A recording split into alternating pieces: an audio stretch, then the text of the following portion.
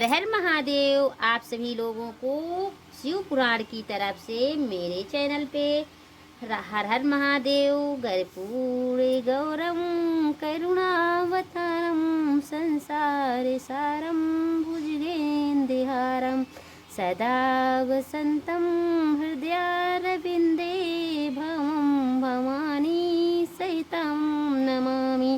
ओम नमः शिवाय। हर हर महादेव। अब मैं आज अध्याय नंबर आप लोगों को सुनाऊंगी। 5 कृतियों के प्रतिपादन, प्रणव एवं पंचाक्षर मंत्र की महत्ता। ब्रह्मा विष्णु द्वारा भगवान शिव की स्तुति तथा उनका अंतर ध्यान। ओके। ब्रह्मा और विष्णु पूछा, प्रभु यदि 5 कृत्यों के लक्षण क्या हैं, यह हम दोनों को बताइए। भगवान शिव बोले, मेरे कृत्यों को समझाना अत्यंत गहन है, तथापि मैं कृपा पूर्वक तुम्हें उनके विषयों में बता रहा हूँ। ब्रह्मा और अच्युत, स्त्रीत पालन, संहार, त्रिभाव और अनुग्रह, ये 5 ही मेरे जगत संबंधी कार्य हैं जो नित्य सिद्ध हैं। संसार की रचना का जो आरंभ है उसी को स्वर्ग या सृष्टि कहते हैं। मुझसे पालती होकर सृष्टि का सुरक्षित रूप से रहना ही उनकी स्थिति है, उसका विनाश ही संहार है। प्राणों के उत्क्रमणों की त्रोभाव कहते हैं। इन सब से छुटकारा मिल जाना ही मेरा अनुग्रह है। इस प्रकार मेरे 5 कृत्य हैं। सृष्टि याद जो 4 कृत्य हैं वो संसार का विस्तार करने वाले हैं।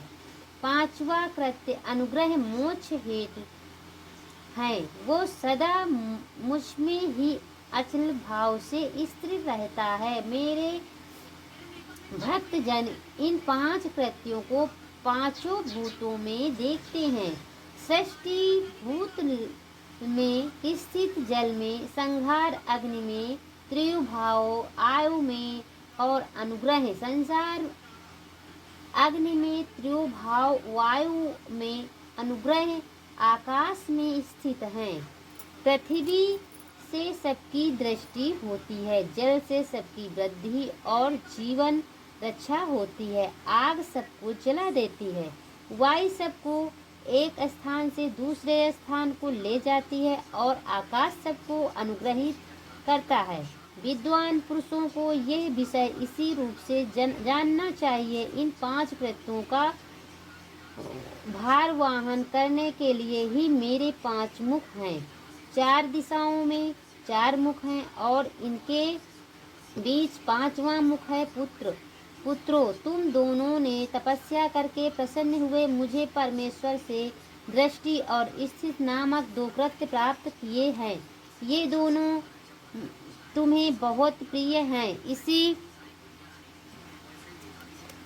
इसी प्रकार मेरी विभूति स्वरूप रुद्र और महेश्वर में 2 अत्यंत उत्तम कृत्य संहार और निरोभाव मुझसे प्राप्त किए हैं, परंतु अनुग्रह नामक कृत्य दूसरा कोई नहीं पा सकता।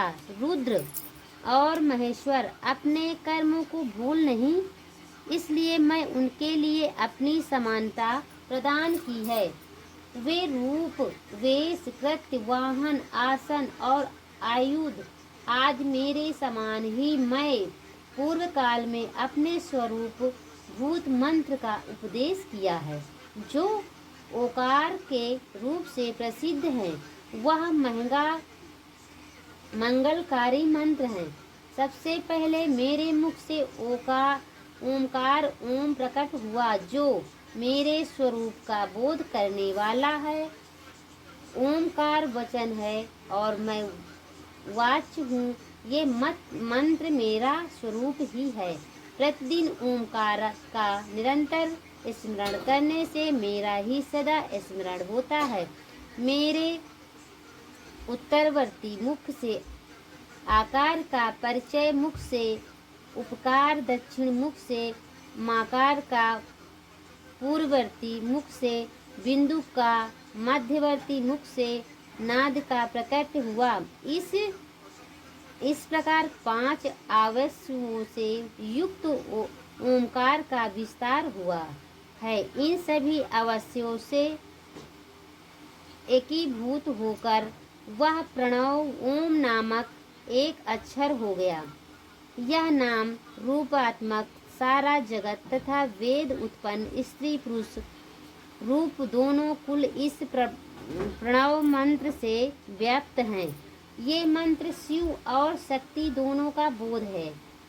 इसी से पंचाक्षर मंत्र की उत्पत्ति हुई है। जो मेरे सकल रूप का बोधक है वह आकार राज क्रम से और मकार राज क्रम से क्रमशः प्रकाश में आया है। ओम नमः शिवाय यह पंचाक्षर मंत्र है।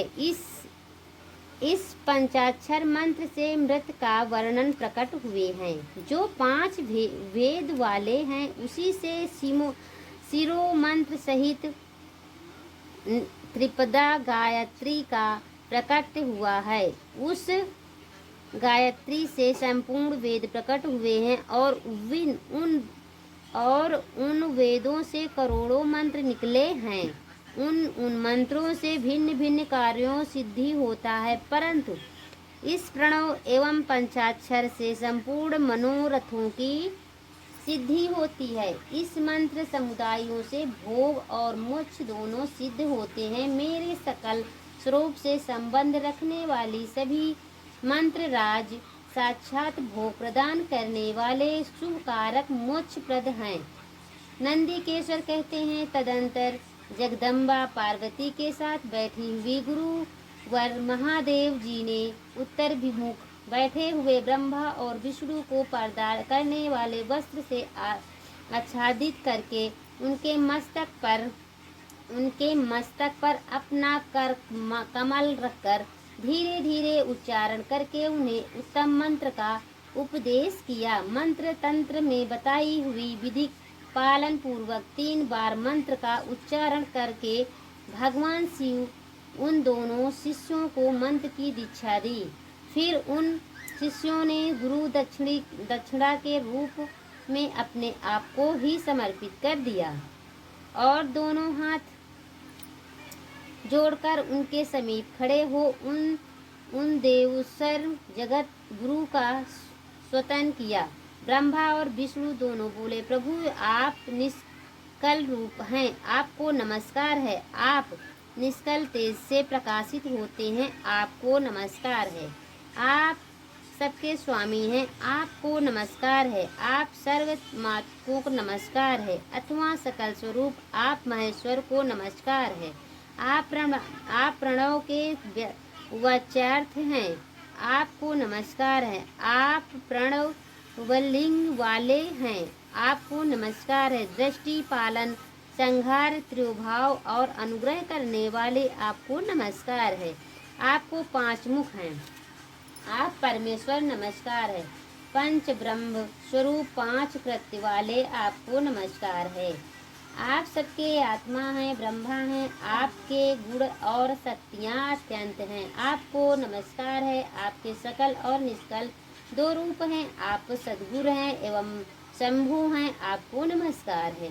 इन पदों द्वारा आपने गुरु महेश्वर की स्तुति करके ब्रह्मा और विष्णु उनके चरणों में प्रणाम किया। महेश्वर बोले, आद्रा नक्षत्र से युक्त चतुर्दशी को प्रणव का जप किया जाए तो वह अच्छे फल देने वाला होता है। सूर्य की संक्रांति से युक्त महा आद्र नक्षत्र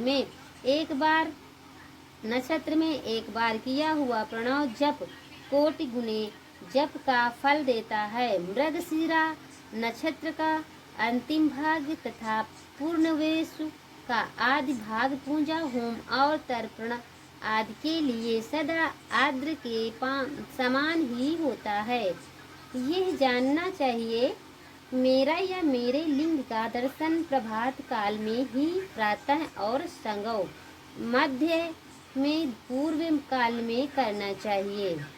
मेरे दर्शन पूजन के लिए चतुर्दशी तिथि निशि व्याधिनी अथवा प्रदोष व्यापिनी लेनी चाहिए, क्योंकि पार्वतीनी तिथि से संयुक्त चतुर्दशी की प्रशंसा की जाती है।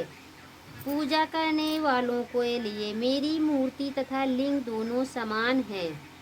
फिर भी मूर्ति की अपेक्षा लिंग का स्थान ऊंचा है। इसलिए सुमुच्च पुरुषों को चाहिए कि वे वेर मूर्ति से ही श्रेष्ठ समझकर लिंग का ही पूजन करें। लिंग ओमकार मंत्र से और वेर का पंचाक्षर मंत्र से पूजन करना चाहिए। शिवलिंग की स्वयं ही स्थापना करके अथवा दूसरों को भी स्थापना करवाकर उत्तम द्रव्यमय उपचार पूजा करनी चाहिए। इससे मेरा पद सुलभ हो जाता है। इस प्रकार उन दोनों शिष्यों को उपदेश देकर भगवान शिव वहीं अंतर्ध्यान हो गए। हर हर महादेव। शिव पुराण की तरफ से ये 5 अध्याय समाप्त हुआ। मैं आपको अब इसके आगे कल सुनाऊंगी। हर हर महादेव। अब मैं यहीं से समाप्त करती हूँ। हर हर महादेव। जय शिव भोले। हर हर महादेव।